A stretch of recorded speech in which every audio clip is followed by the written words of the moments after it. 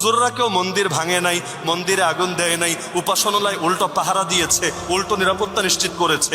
এমনকি যারা ভাঙতে এসেছে ওই ধর্মের দুই একটা লোক টাকার কাছে বিক্রি হয়ে ভাঙতে গিয়েছে, ওদেরকে ধরিয়ে যখন পুলিশ ছিল না তখন আর্মির হাতে তুলে দিয়েছে, আপনারা দেখেছেন। কিন্তু এই আজকে এবং গতকালকে ওই দাদা বাবুরাই পানি ছেড়ে দিয়ে কয়েক লক্ষ হিন্দু এবং সনাতনীদেরকে বিপদে ফেলে দিয়েছে।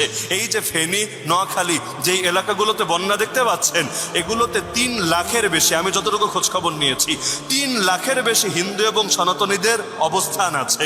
ওদের ঢলের পানিতে অনেক মন্দির ভেঙে গিয়েছে, ওদের ঢলের পানিতে অনেক হিন্দুর বসত বাড়ি মাটির পানির তলে ডুবে গিয়েছে, অনেকের জীবন এবং সবকিছু হুমকির মুখে পড়েছে। এখন কেন শাহবাগে এসে মিছিল করে না দাদাবাবুদের বিপক্ষে? আরে আমরা পাহারা দেই, উল্টো গালি দেয় আমাদেরকে, আর ওরা চুবিয়ে মারে, ডুবিয়ে মারে, তবুও বলে জয় হিন্দ, জয় হিন্দ, জয় হিন্দ। এর চাইতে আফসোসের বিষয় কি হতে পারে? ভারত যে বাংলাদেশের উপর জুলুম করে এটা তো স্পষ্ট, নাকি এটা পিএইচডি করে বোঝা লাগবে? এই যে বাংলাদেশে যেই টাইমে আপনার সামনে বয়ান করছি, কতগুলো এলাকা এখন সম্পূর্ণ পানির নিচে, ফেনীতে, নোয়াখালীতে, আরো কত জায়গায়। কেন? এই পানি কি স্বাভাবিক পানি? আরে বন্যা ঠিক আছে, কিন্তু এই বন্যা পানির বন্যা না, এটা হলো জলের বন্যা। বলবেন পানি মানেও যা, জল মানেও তা, জিনিস একই, কিন্তু কে কোন নামে ডাকে জানা আছে? তো বন্যা ঠিক হ্যাঁ, লেকিন এটা পানির না, বরং এটা হলো জলের বন্যা। আরে কত বছর পর, প্রায় 31-32 বছর পর একটা নতুন করে একটা জায়গা খুলে দিয়েছে, কোনো ওয়ার্নিংও দেয় নাই।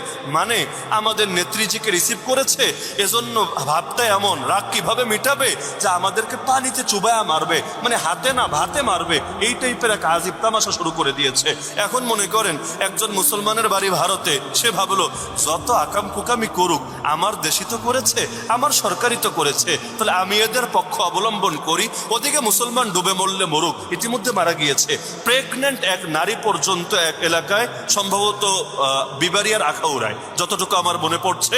এই বন্যার পানিতে ভেসে গিয়ে বাচ্চাও শেষ, তিনিও শেষ, ইন্তেকাল করেছেন। তো এখন কেউ যদি তার দেশ করেছে, তার সরকার করেছে, তার এলাকার লোকেরা করেছে, এজন্য এটার পক্ষে অবস্থান করে, কিয়ামতের দিন আল্লাহর কাছে জবাব দিতে পারবে। নবী বলেছেন, যে ব্যক্তি আসাবিয়াতের জন্য লড়াই করে, আসাবিয়াতের উপর মরে, সে জাহান্নামী হবে, সে জাহেলিয়াতের উপর মৃত্যুবরণ করবে। আসাবিয়াত মানে দলান্ধতা, আসাবিয়াত মানে অন্যায় সাম্প্রদায়িকতা, মানে আমার দলের লোক আকাম করলেও এটা বৈধ, আর আরেক দলের লোক ভালো কাজ করলেও এটা অবৈধ। এমন হয় না বাংলাদেশে? এই যে এত বছর যে জুলুম হলো, আচ্ছা ওই দল যারা করতো, এদের কেউ কি এটা বোঝে নাই যে এটা জুলুম? কেউ বোঝে নাই এটা অন্যায়? কেউ বোঝে নাই যেগুলো স্বৈরাচার? বোঝে নাই। তো বোঝার পরও যারা চুপ ছিল, এরা হলো দলান্ধতায় লিপ্ত। আরবিতে বলে আসাবিয়াত। নবী বলেন আসাবিয়াত নিয়ে যদি কেউ মরে, সে এক প্রকার জাহেলি মরণ মরেছে। সুতরাং আকীদা আগে না দল, দেশ, এই সেই এগুলো আগে? এখনো পর্যন্ত এই ভারতীয় মিডিয়াগুলোতে এই গুজবটাই ছড়িয়ে যাচ্ছে যে বাংলাদেশ জঙ্গিবাদের দখলে চলে গিয়েছে, বাংলাদেশ দ্বিতীয় আফগানিস্তান হয়ে গিয়েছে। মানে এমন ভাবে বলে যে এই দেশে সবই জঙ্গি, সবই সন্ত্রাসী, সবই উগ্রবাদী, আর ওরা হলো সাধু বাবা, সাধু সন্ন্যাসী, ওরা ভাজা মাছ উল্টে খেতে জানে না। হ্যাঁ, না বুঝে কেউ কেউ কাশ্মীরে একটু জুলুম করে, গুজরাটে একটু মারে, অযোধ্যায় বাবরি মসজিদকে মাটির সাথে মিশায়, কি এক আজীব তামাশা। নিজেরা এত আকাম কুকাম পড়ো, আমাদেরকে জঙ্গি বলে, উগ্র বলে। আল্লাহর কসম, আল্লাহর কসম, আল্লাহর কসম, বাংলার মুসলমান যদি জঙ্গি হতো, আর এই জালেমরা তো ইঁদুরের গর্ত পালানোর জায়গা খুঁজে পেত না। এই দেশের মুসলমান শান্তশিষ্ট বলে, শান্তশিষ্ট সুবোধ বালক বলেই এখনো পর্যন্ত ওরা আস্ত আছে, এত জুলুম করার পর ওরা টিকে আছে। বাংলাদেশে কি বাবরি মসজিদ টাইপের কোনো ঘটনা ঘটেছে? আরে বলেন না, এই যে মসজিদ ভেঙে, তো এত প্রাচীন মসজিদ, সম্রাট বাবর কি আরে আমার যুগের লোক? আমার বাপের যুগের, আমার দাদার যুগের, আমার পরদাদার যুগের লোক। এত আগে সেই সম্রাট বাবরের জামানা নির্মিত বাবরি মসজিদকে যে শহীদ করেছে, সেখানে মন্দির বানিয়েছে, রাম মন্দির, রাম মন্দির। আরে মন্দির বানাবে বানা, দুনিয়ায় কি জায়গার আকাল পড়েছে? কিন্তু মসজিদ ভেঙে মন্দির বানানো, অথচ এটাকে আইনিভাবে প্রমাণ করতে পারে নাই। ক্ষমতার যোগে বিচার ব্যবস্থাকে প্রভাবিত করে নিজেদের পক্ষে রায় নিয়ে এই আজীব এক তামাশা করেছে। এরপর মুসলমানদের অন্য একটা জমি দান করেছে, এখানে তোরা মসজিদ মসজিদ বানায় নেই। আজও পর্যন্ত ভারতের মুসলমান মসজিদ দূরের কথা সেই জায়গা ছুঁয়েও দেখে নাই। কেন? কারণ এক মসজিদ যেটা নির্মিত হয়েছে কিয়ামত পর্যন্ত সেটা মসজিদই থাকে। এটা ইসলামের ফতোয়া। জমিন থেকে নিয়ে আসমান এই পুরো এরিয়াটাই আল্লাহর তালিকায় মসজিদ হিসাবে লিপিবদ্ধ থাকে। এখন যদি এক মসজিদ ভেঙে অন্য জায়গা দেওয়া হয় আর এর বদলে যদি হাজার মসজিদ বানানো হয়, তবু এক মসজিদের হক আদায় হবে না। আপনার মাকে যদি কেউ হত্যা করে ফেলে আর 100টা মহিলা আপনার বাড়িতে ঢুকিয়ে দিয়ে বলে এখন থেকে এগুলো তোর মা, আর 1 কোটি মহিলা পেলেও তো আপনার মায়ের শূন্যতাকেও পূরণ করতে পারবে না। তো বাবরি মসজিদ বাবরি মসজিদই যতদিন পর্যন্ত আবারও সেই রাম মন্দিরকে ঘুরিয়ে দিয়ে আল্লাহর জমিনে আল্লাহর ঘর পুনর্নির্মিত না করা হবে, ততদিন পর্যন্ত এই ফরজ জিম্মাদারি গোটা মুসলিম উম্মার কাঁধে অর্পিত থাকবে। এই দায়িত্ব কিছুটাই কাছ থেকে সরবে না। তাহলে এত বড় ট্র্যাজেডি ঘটিয়েছে, কিন্তু ওদেরকে জঙ্গি বলা যাবে না, উগ্রবাদী বলা যাবে না, মৌলবাদী বলা যাবে না, কট্টরপন্থী বলা যাবে না। ওরা উল্টা আমাদেরকে টিটকারি মারে। আর আমাদের দেশে কিছু সনাতনী ভাই আছে, অবুঝ ভাই, অবুঝ, আমি অবুঝে মনে করি। আর কেউ কেউ আছে বিক্রি হয়ে গিয়েছে, কেউ কেউ এমন কথাও বলেছে বিগত দিনে বাংলাদেশকে ওদের রাজ্য বানাবে। শখ কত! আমার তো উল্টা শখ হয় মাঝে মধ্যে ওরা আমাদের রাজ্য হয়ে যায়। কেন বলি? কারণ আলহামদুলিল্লাহ বাংলাদেশ তো দেখি সবসময়, ইন্ডিয়াও তো দেখে এসেছি। ইন্ডিয়া দেখার পর আমার দিলের এটা একিন হয়ে গিয়েছে। এই কথা আপনারা শুনছেন তা না, ওই ভারতের মুসলমানরাও তো শুনবে, শুধু মুসলমানরা অন্যরাও শুনবে। ভারত সফরে যাওয়ার আগে আমি আসলে জানতাম না যে আমাদের কথাগুলো বাংলাদেশিরা তো শোনেই, কিন্তু ওরা যে কি পরিমাণ শোনে সফরে যাওয়ার আগে জানতাম না। তো ওরা তো শুনবেই।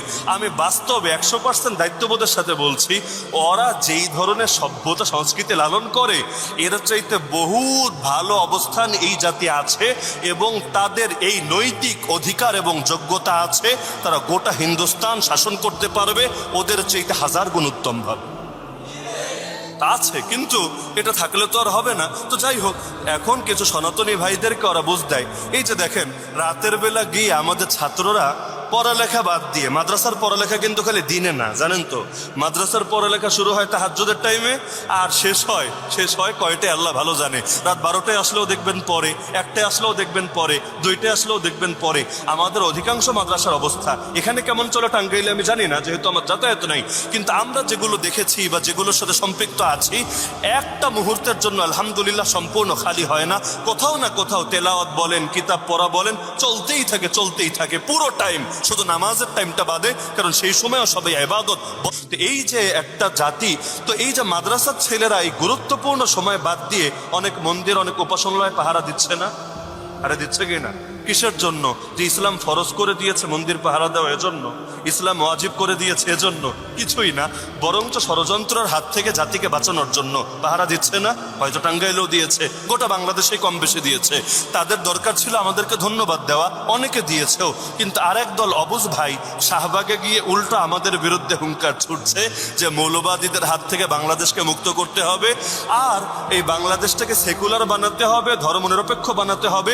অধিকাংশ মুসলমানের আদর্শ দিয়ে এই দেশ চলবে না, বরং এই দেশকে হিজরা দেশ বানাতে হবে। হিজরা মানে হইলো বেড়াও না বেড়িও না, মাঝামাঝি আর কি। তাই এই বাংলাদেশকে সংখ্যা গুরু আর সংখ্যা লঘু কারো আদর্শ দিয়ে চালানো যাবে না, এটাকে হিজরা ভার্সনে পরিণত করতে হবে। এই দাবিগুলো তুলছে। কিন্তু আমি অবাক হয়ে গেলাম, আমাদের হুজুররা কেউ মন্দির ভাঙে নাই, মন্দিরে আগুন দেয় নাই, উপাসনালয় উল্টো পাহারা দিয়েছে, উল্টো নিরাপত্তা নিশ্চিত করেছে। এমনকি যারা ভাঙতে এসেছে ওই ধর্মের 2-1টা লোক টাকার কাছে বিক্রি হয়ে ভাঙতে গিয়েছে, ওদেরকে ধরিয়ে যখন পুলিশ ছিল না তখন আর্মির হাতে তুলে দিয়েছে, আপনারা দেখেছেন। কিন্তু এই আজকে এবং গতকালকে ওই দাদা বাবুরাই পানি ছেড়ে দিয়ে কয়েক লক্ষ হিন্দু এবং সনাতনীদেরকে বিপদে ফেলে দিয়েছে। এই যে ফেনী, নোয়াখালী যেই এলাকাগুলোতে বন্যা দেখতে পাচ্ছেন, এগুলোতে 3 লাখের বেশি, আমি যতটুকু খোঁজখবর নিয়েছি, 3 লাখের বেশি হিন্দু এবং সনাতনীদের অবস্থান আছে। ওদের ঢলের পানিতে অনেক মন্দির ভেঙে গিয়েছে, ওদের ঢলের পানিতে অনেক হিন্দুর বসত বাড়ি পানির তলে ডুবে গিয়েছে, অনেকের জীবন এবং সবকিছু হুমকির মুখে পড়েছে। এখন কেন শাহবাগে এসে মিছিল করে না দাদাবাবুদের বিপক্ষে? আরে আমরা পাহারা দেই, উল্টো গালি দেয় আমাদেরকে, আর ওরা চুবিয়ে মারে, ডুবিয়ে মারে, তবুও বলে জয় হিন্দ, জয় হিন্দ, জয় হিন্দ।